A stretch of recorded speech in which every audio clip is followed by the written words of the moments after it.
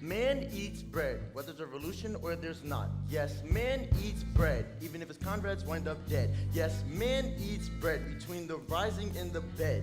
And at some point, man has said, why can we all just have some bread? Well, if we all just had some bread, well, who would get ahead? Well, no one, they had said, we just had enough of the bread. Well, that's quite a minefield, thin ice you have to tread. Maybe you shouldn't have said what you had said. Man walked away, full from the lice he'd just been fed. So man went back to nibbling on the bread. And crumb by crumb, the thought just crumbled from his head. And man eats bread for a couple of more years, till there's no more bread, which sparks a powder keg of beer. So they roll out instead a big old keg of beer. And man drinks deeply because the parts are all the same. He remembers that he's starving, but forgets his own darn name. Man eats bread, or at least he does so in his head. And he's worked for 90 hours, so stands to reason he be fed. But the pain in his gut feels like burning hot lead. So he's taken to the doctor for a checkup on his head. I see red, man says, looking at all the meds. Have you tried eating bread? The doctor wrote down with his pen. Well, there's no more bread. We've gone and run out again. Nonsense, said the doctor. There's plenty more to lend. Well, where can I find some? This man just asked and cocked his head. You should have worked harder. That's all the doctor said. Man eats bread, only in his dreams, loafing all around and suppressing all of his screams. Local man eats bread. They read the headline in the paper that man ate bread with the starving next door neighbor. And man needs bread. Bread is the saver. Well, that's not right at all. His convictions start to waver, and from years and years ago, he remembers his behavior. The bread's not there, not an option on the table, so he speaks out loud as often as he's able, making no excuses, making things unstable. Man needs bread, they said, regardless of position, and I will spend my life there. He's just bowing in contrition, feeling sorry for predetermined hell of a position. So rise like dough and multiply and lead the greatest mission, and slice away and cut to size all of those who won't listen, and eager fill and kill all those who dare to miss the vision. And most importantly, remember when all is done and said, between the rising and the bed, no matter what you read, man eats bread. So they shot him in the head.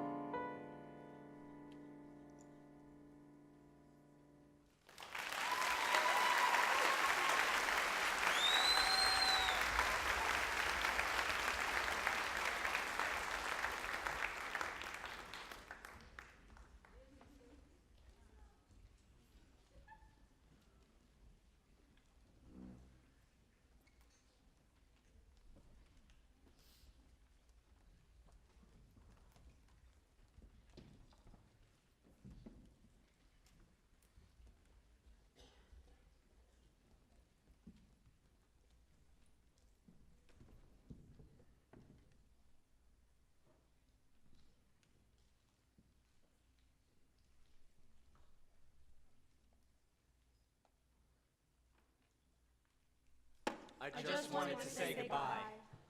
And did you know? Well, I wasn't sure. Whether or not I would get caught. Speaking that way, moving around, catering to the masses. Where will you stay? When will you find the time to... Be home with me. Those streets aren't safe. It'll be any day now that... It's a shame, isn't it? They did this and now we have to part ways.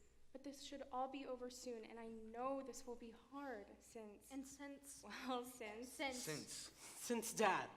I know. But do you have to? Do you have to? Do you have to? I have to. I have to. I have to. I have to. Do you really have to be there for the campaign? You know I do. You know you have to be here soon. I know, but honestly, I'd rather not. And they can't hold down the fort without you? They can't hold down the fort without me. And they can't hold down the fort without you? They can't hold down the fort without me. Couldn't they ask someone else to deliver? No, they couldn't ask someone else to deliver. I think I'll be okay. For tonight. I'm sorry. Okay, so clearly we've reached an impasse. Yeah, I believe we have. We've still got the popular vote, though, you know? It's not so popular with me. Well, no, I suppose it wouldn't be, but the people. They're all about safety these days. We just want safety. Is that really all it's about? It's just a meeting. That's all it's about. It's not all about that. There's More to it than that. At least I think so. Just be safe. Is that really it? All you want to say? Well, I think my voice would break right over the crowd, all right? I just think that my voice would break if I said too much with all That's that all I had to say to get in, and now here we are. Promise you'll call. I promise. I'll call. I promise I'll call. I promise, I promise I'll have my people call your people. Promise you'll even write? I'll even write. It's just for today, and not even every day. Only a couple days out of the week. You know it'll turn into all day, every day. Don't play dumb. You know how this goes. All right, well, I think that's about enough right now. Our time's running out. Just one more minute before you go. Okay, one more. One more minute. Well, not the last one. Just the last one for now, kiddo, all right? Right.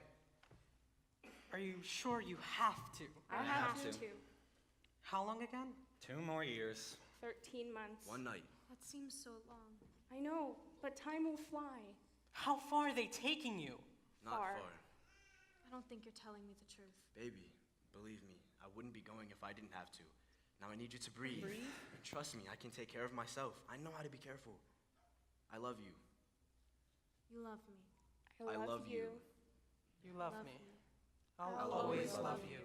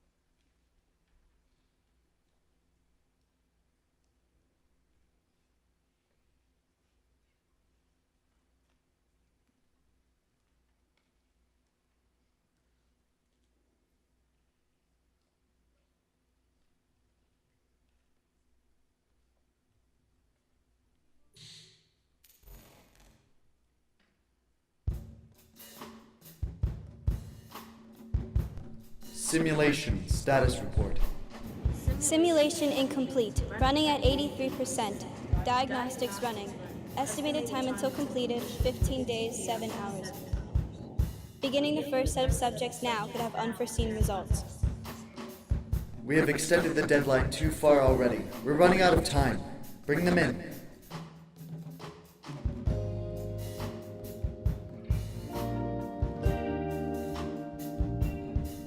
I know you're worried about this, everyone, but have faith. Nothing can go wrong. The simulation is completed. This is not a factual statement. Please sit tight. We are now ready to begin. Engaging in 3, 2, 1. Welcome to the simulation. While participating, please refrain from touching or trying to physically interact with the things you may see. Remember that this is for you.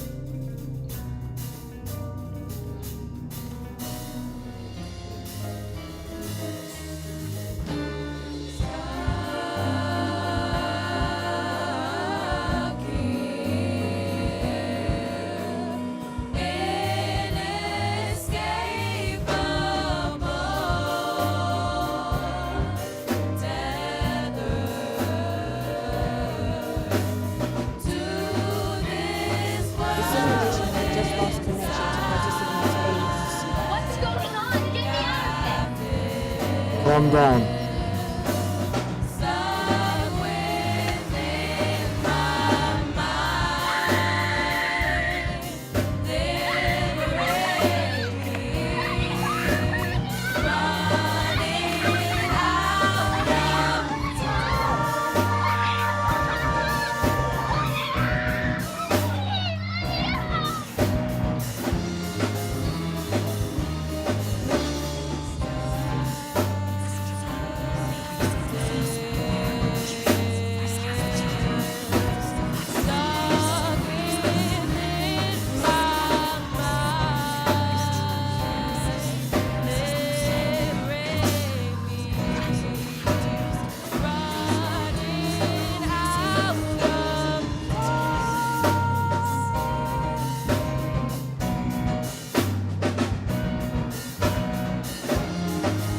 I'm so sorry.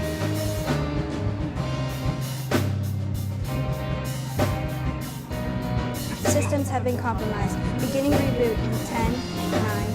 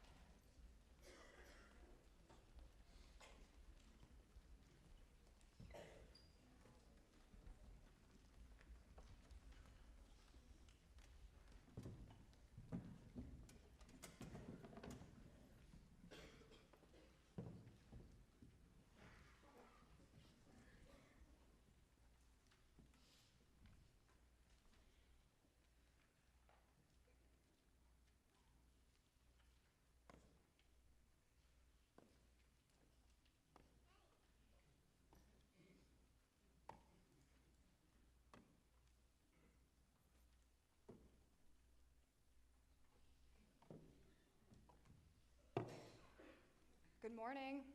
Morning. How'd you sleep? Did you have another nightmare? They're not nightmares, you know that. So you've said.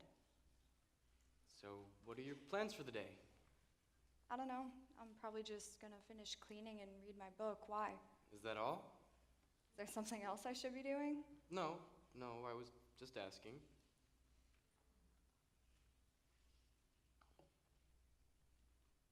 So you're not seeing Jim today? No. Why would I be? Well, it's just that yesterday you said you were going to the market, but instead you were out with Jim. How would you even know that? Mary saw you two together. Again. Oh. This is the third time. How long have you been seeing him? About 5 months or so, but why does that matter? It doesn't.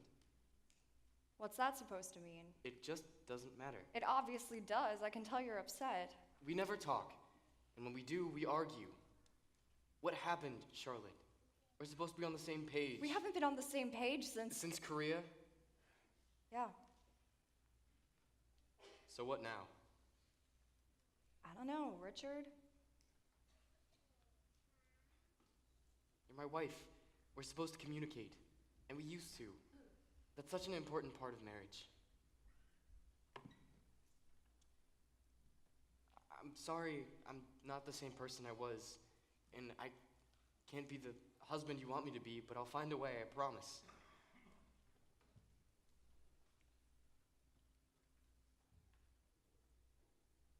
Charlotte. Look at me. Charlotte, please, I'm trying. How do I get you to stay? You can't. Just let me leave.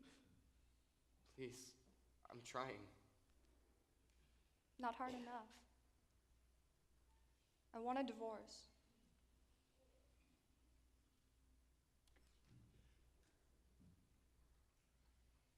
Are you in need of a healthy snack? Try Wakey Wakey Bread. Energy-filled Wakey Wakey Bread contains 10 different ways to help you grow big and strong. Wakey Wakey Bread is the greatest new attraction. The soft freshness of Wakey Wakey Bread has made it popular with all of the folks. Its multitude of grains gives you nutrients and energy in every bite. Eat Wakey Wakey Bread 5 times a day for amazing meals and delicious snacks. So head to your nearest grocer to pick up a loaf of Wakey Wakey Bread today.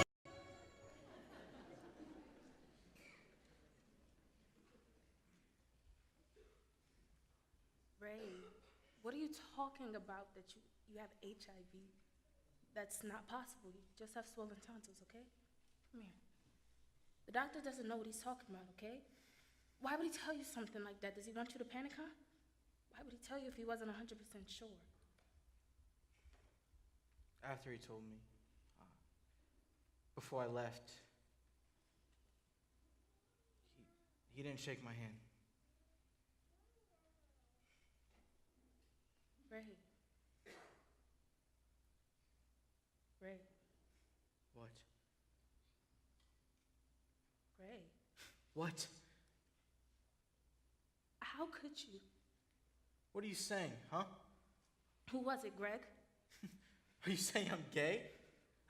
I would never do that. I'm not a homo. Always trying to be the model man, and I think I'm not a queer.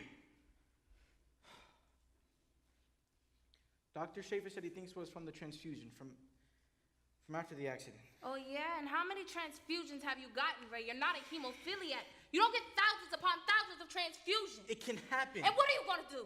Take 20 pills 3 times a day? 1,500 milligrams a day? AZT crapping for what? Another year added to your life? A year of draining my savings? Thousands upon thousands of dollars on meds that'll just make you worse. And all of it just I'm not gay!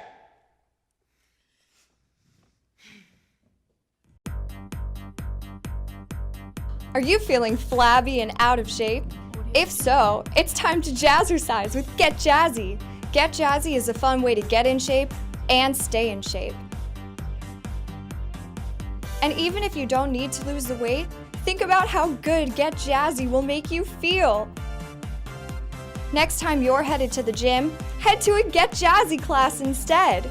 Call 1-800-555-0179 for your free 1-month subscription to our Jazzerific program. And if live classes aren't your speed, order one of our at-home Get Jazzy Jazzercise videos. Dance your way to a bikini body today with exercise that doesn't feel like exercise. Call 1-800-555-0179. Let's get jazzy with it.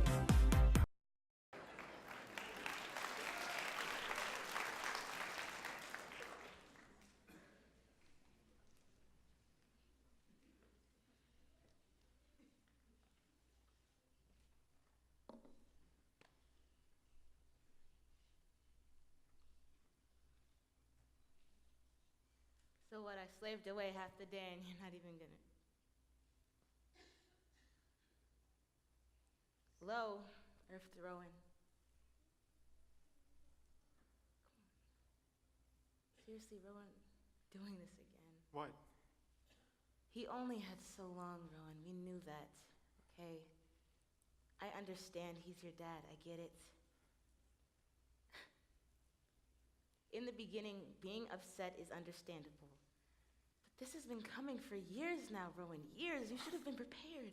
Why do you keep getting so upset about this? Because you can't do anything anymore without completely breaking down. I feel like I have to walk around on eggshells all the time. It's tiring. I know. I'm sorry. I'm trying. I really am, but Cassette, he's my father. I can't just get over that. I need time to grieve. I'm sorry. I really am trying, though. I promise. I understand, okay? I get it. You're upset. But you need to get a grip. Because this isn't the end of the world. It's not like he died yesterday. He's been gone for 6 months now, babe. Sometimes I just really can't handle this side of you. Please stop. No, you need to stop blubbering and observe the world around you. There are other people that have it worse than you. At least he died at home. My dad died in a nursing home, and I never got to say goodbye. Cassette, I know. I'm sorry. I am. I really am. But please, this isn't about you. It's not about me. You know what? I'm sorry, just... No. Because I'm sick and tired of feeling like I have to protect your feelings when you don't even think of mine. You need to grow up and be a man for once in your life.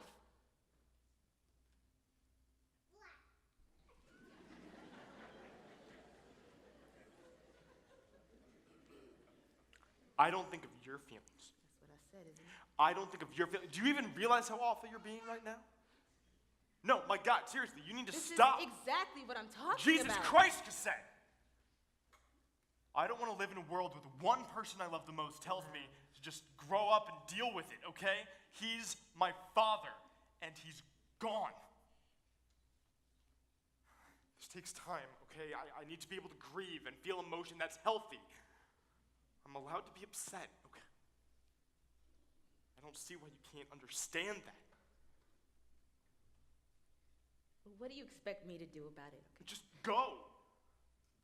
I'm obviously not the model husband you want, so just go.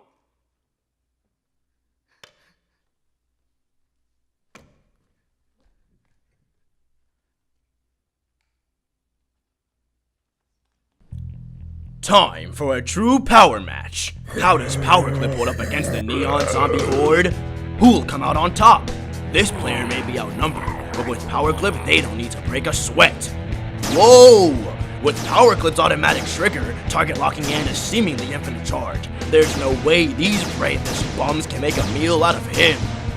What a slowpoke! You too can come out blasted with Powerclip. True Power VR Sit and Powerclip each sold separately, batteries not included. Powerclip is only compatible with True Power games and equipment, not purchasable by children under the age of 13. May cause seizures. Please contact a doctor if you suffer from any adverse side effects of prolonged playing.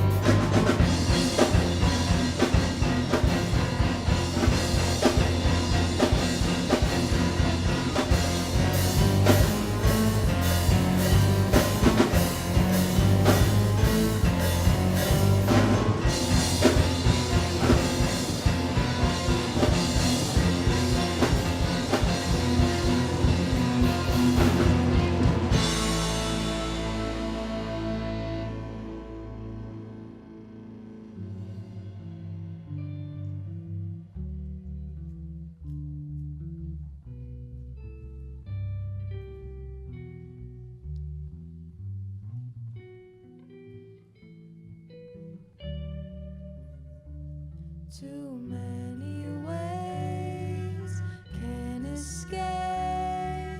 Open my eyes. Can't make up my mind. Too many ways can escape. Open my eyes. Can't make up my mind. Too many ways can escape. Open my eyes. Can't make up my mind.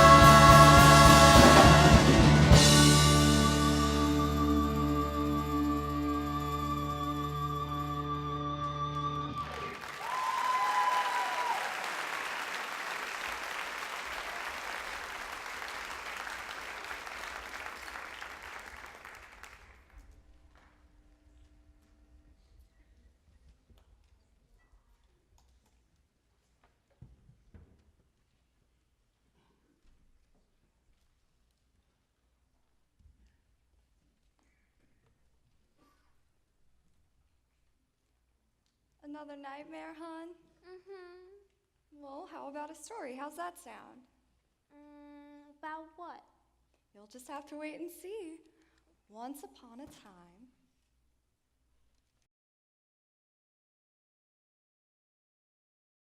There was a kingdom, and in that kingdom there was, as in any kingdom, a king, a decorated lordship bespeckled with all of the jewels which money could buy. Despite his spoils, there remained a treasure after which the king lusted. Bring me an elixir of longevity so I might reign 1,000 lifetimes. And so his alchemist set to work, brewing and bewitching the blood of the eternal. When and only when the elixir was stirred to perfection, the alchemist brought it before the king. Take but a sip. The king accepted, and before the eyes of the court, the hand of age was wrenched from his shoulder. So, each night, the king and his alchemist would brew greater vats. So much, in fact, that the common folk could purchase the stuff. For a stretch, it was a kingdom without death. These things, however, beg a hefty sum. The alchemist's cauldron spewed forth a horrible mist, and as the yield grew, so too did the poison. Birds began to plummet from the sky, burdened by their own breath. Fed up by this onslaught, a group of farmers arranged a meeting with the king and pled for a stoppage of the sapphire waters. The king, who earned the prettiest of pennies from the elixir's production, refused. That night, he bade the royal guard go out and remove all birds from the streets, then hide them in a distant glen. These dirty deeds were carried out, and the next morning, the king deigned his balcony to give a speech. To my citizens, I offer a firm reminder. There are no birds in our land. By all accounts, there never have been. In the following days, the business of the birds was all but forgotten. A month or two passed without incident. Then the rains began, dumping a year's worth of poison into the kingdom's lakes and streams. When the animals drank from these sources, they met the same fate as the birds. After the death of the first calf, not an evening passed before all of the animals were killed and moved to the glen. Again, the city went about its business, rendering these animals but a faint memory. Crops were all that remained, and remains they were. The townspeople grew more ill with each harvest, but for this illness, there was elixir. All was well until, of course, all was not. A pack of miners seeking ores and herbs for the alchemist came across that accursed glen. They were greeted by hordes of bodies. The miners drew back in horror, fled their posts, and begged audience with the king. "Good king! There is blood in the glen!" The king was enraged by this accusation. The men were cast back to the streets, and the king faced a new concern.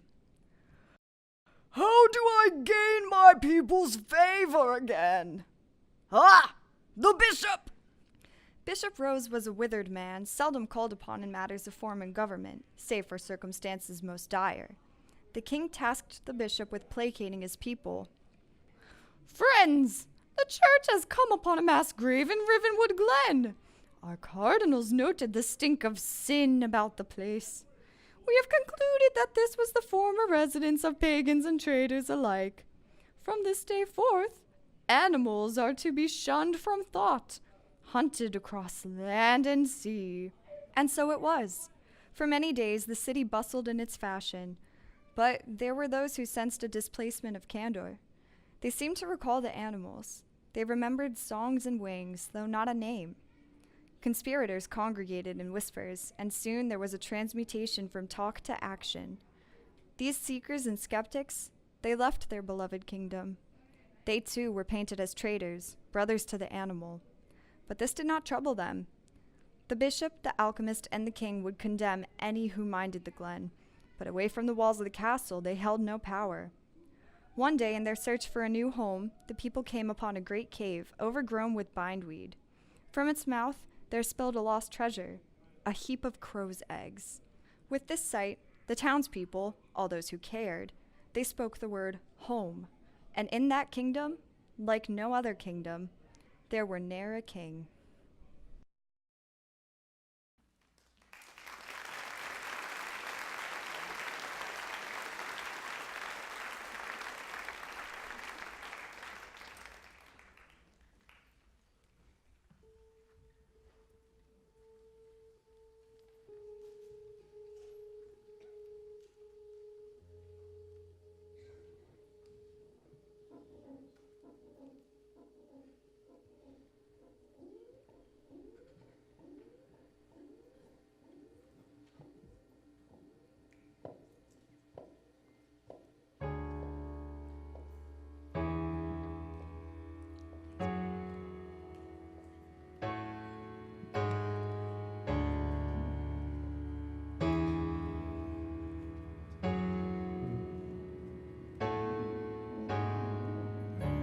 You are suffering.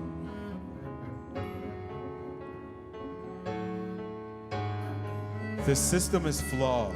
It is killing you.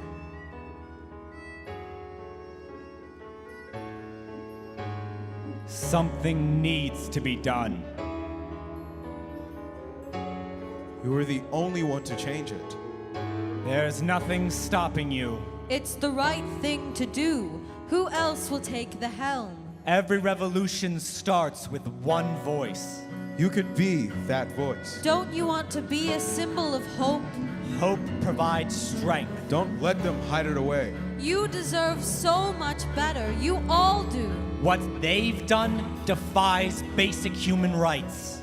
They have betrayed you. We would never. You can create a system in which justice reigns supreme. where you are happy. You must accept us. You doubt us? We are here to help you.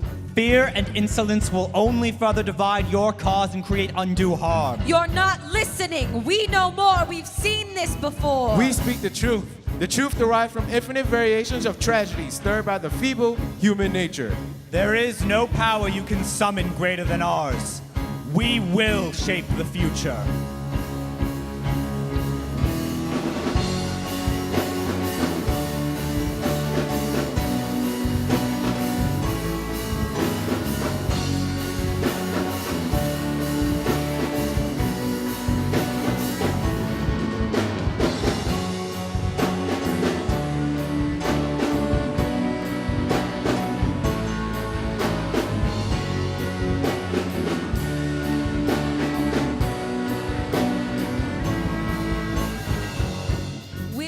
Without you, we will shape the future. If you join us, we may still save you. Stop struggling. We are trying to save you. Let us save you. Your folly and delay, a system of failure, a Pyrrhic victory, your only hope. Your people are calling, be their voice. Why would you recoil? You are suffocating, drowning, letting yourself die, letting your people die. Join us.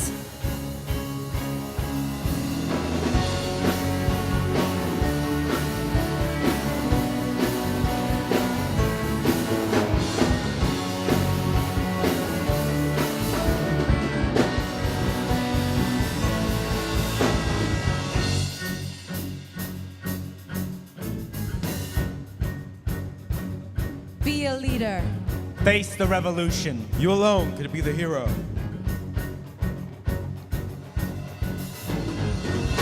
The revolution is here. The revolution is now.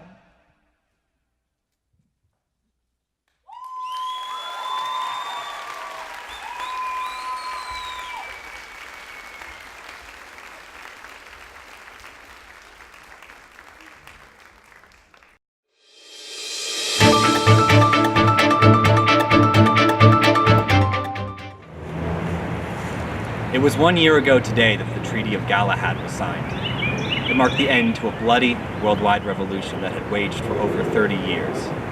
I myself was very young when the war started, just as many of us were. People all over the world rejoiced. Families were reunited, prisoners were released, fireworks filled the night sky, and people filled the streets. Never had humanity experienced such jubilation. And yet those 30 years still weigh heavy. Generations all but wiped out. The light that burned within those people extinguished in the name of war. I look out into this field and I see grass growing, flowers blooming. In 100 years' time, perhaps, these tombstones will have settled back into the earth as the land forgets what happened here. But we cannot afford to do the same. If one day a man forgets and he dare ask for change, we must send him here. No side won in those 30 years. Everyone lost. No matter what we decide to do going forward, we cannot forget that.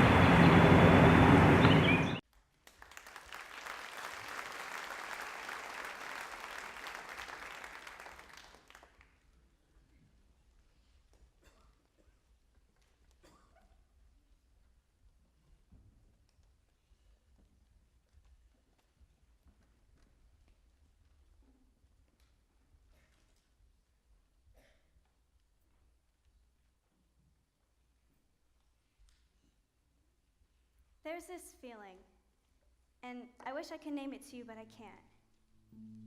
That probably sounds dumb, but I think you would know it if you saw its face. It's one of those funny feelings where your head is still the same, but your body isn't. And you can feel all your limbs and how heavy they are, and how they're capable of so much, but they don't do anything. And you watch your TV, the news, because it feels good to worry about someone else's problems. And there's all these heroes saving souls, running to burning buildings with a force that's only the result of adrenaline. And you're upset because you watch this instead of something really newsworthy. It's not that the heroes aren't brave. That's the word they use. They just aren't You watch the same program tomorrow anyway. They're still running. That could be the size of your world if you let it. If you only look at the screen and watch the same channel, then you get to focus on the nice things. You can enjoy your blouse at the expense of a garment worker and feel the sunshine trickle through the ozone. I do. I think we all do. Whether or not we can afford to doesn't matter.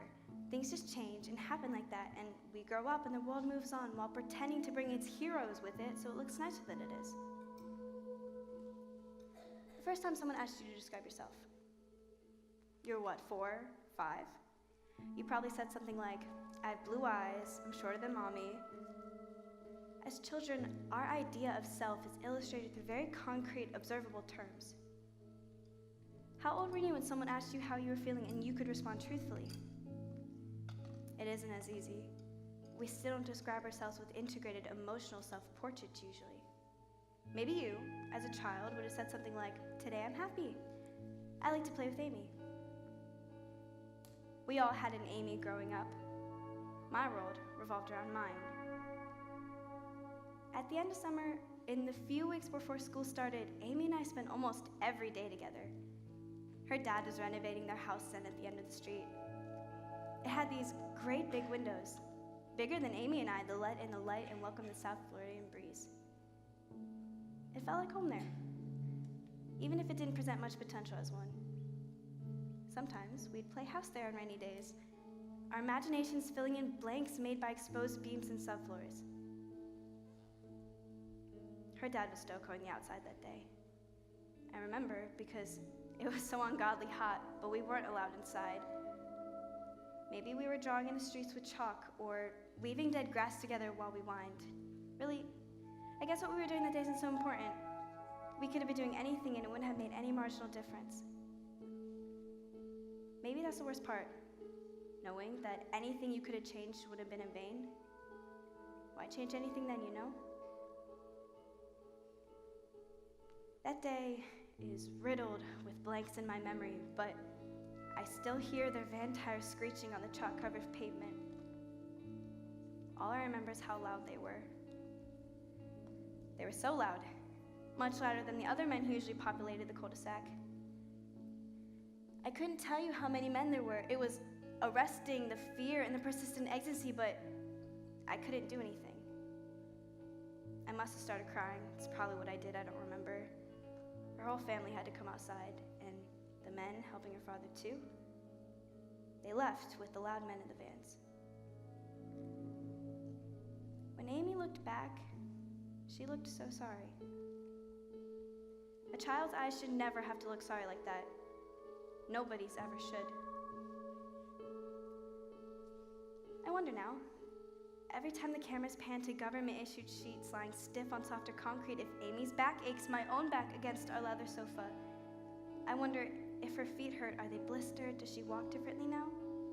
Photos in the paper of mothers and their skinny babies under tents raise the question, is Amy somewhere? Powdered milk in a sippy cup holding her own child? People talk about it like they've never had an Amy. Maybe they didn't, maybe they did, but they just got lucky, kept drawing on the streets until the sun went down. And I know we're older now and things have changed. I could try to find Amy. She's somewhere, even if something worse happened to her. I wouldn't even know how to, though.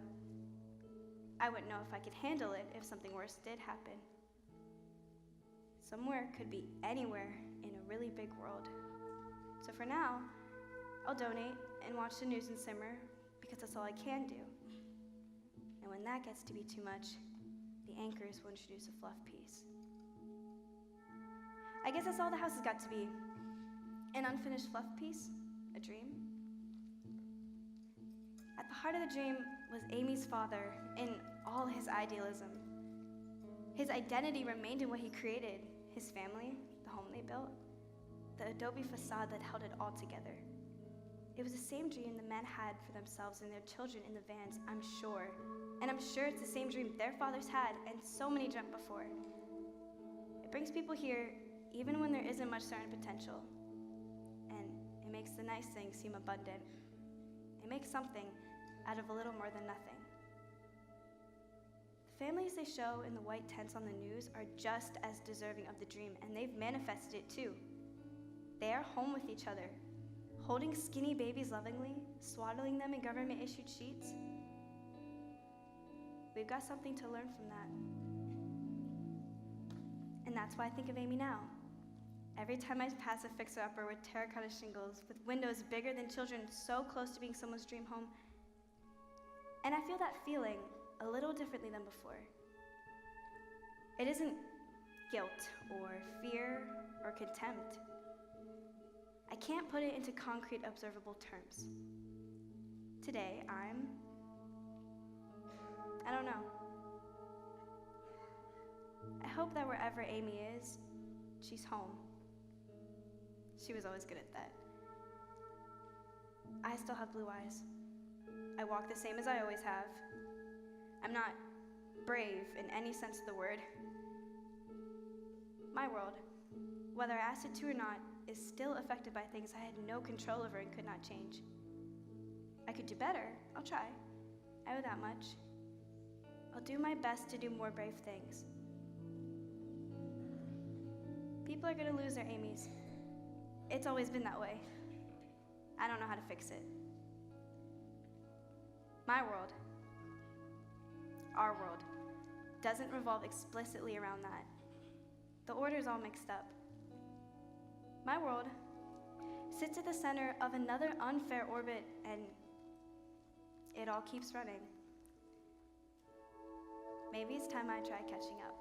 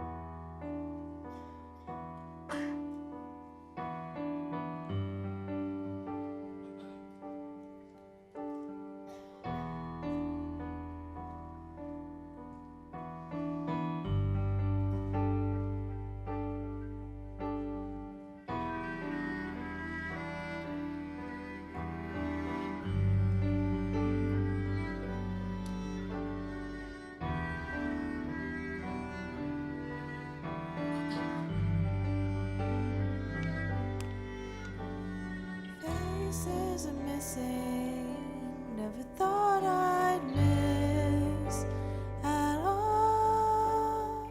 People forgetting our cause, all they know is lost. Dawn falls upon the fallen, the downtrodden souls of the light.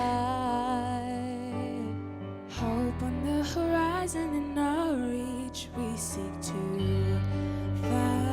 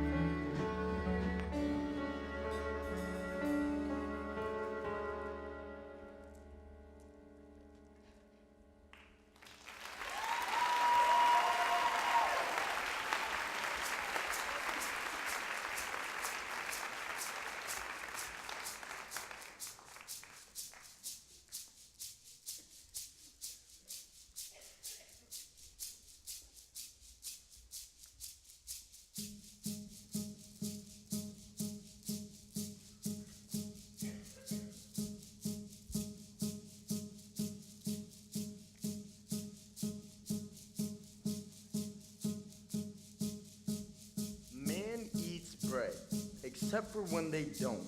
And after that day, he wasn't the only one who spoke.